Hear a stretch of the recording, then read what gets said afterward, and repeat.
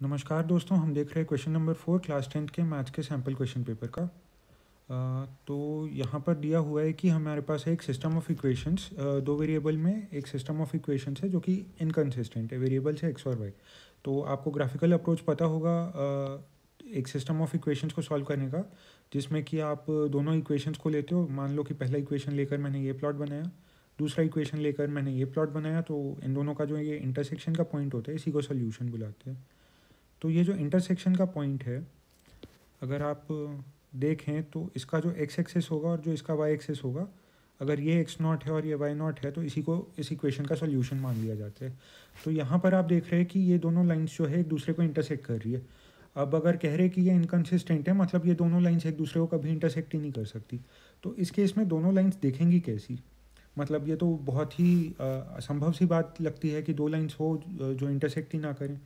पर मान लीजिए अगर जो दो लाइंस ऐसी है, बिल्कुल एक दूसरे के बराबर चल रही है, लगातार पैरेलल चली जा रही है, आप इधर जाओ या इधर जाओ, ये कभी इंटरसेक्ट करती ही नहीं है, तो इस केस में इसका सॉल्यूशन इनकंसिस्टेंट हो जाएगा। अब एक बड़ी ऑब्वियस सी बात है कि यहाँ पर अगर जो दो लाइंस इनकंसिस्टेंट है, एक दूसरे के पैरेलल है, तो उनका स्लोप जो है वो कॉमन बैठेगा। अगर इसका स्लोप m है तो इसका भी स्लोप एग्जैक्टली m होगा, क्योंकि अगर एक हल्की सी भी कम या ज़्यादा हुई, मतलब एक लाइन का इंटरसेप्ट अगर हल्का सा भी m से कम होता है, तो वो दूसरी लाइन की तरफ झुकनी शुरू हो जाएगी और कहीं ना कहीं जाकर तो इंटरसेक्ट करेगी ही करेगी। तो इसलिए ये बात बहुत ज़रूरी है कि ये दोनों लाइन्स एक दूसरे के पैरेलल होंगी और इनका स्लोप सेम होगा। अब स्लोप निकालने का बड़ा ही आसान सा तरीका है कि आप पहला इक्वेशन लें और इसमें से y और x का कोफिशिएंट लें और उन्हें एक दूसरे से डिवाइड कर दें।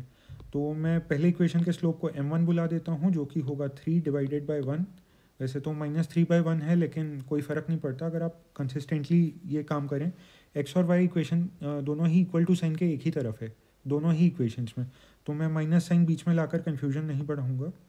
तो m1 है 3/1 और m2 है, हमने लिया x का कोफिशिएंट, तो यहाँ पर भी x का कोफिशिएंट लेंगे, जो कि है, सॉरी, के लाना था यहाँ पर, जो कि यहाँ पर है 2k-1, 2k-1 divided by k-1।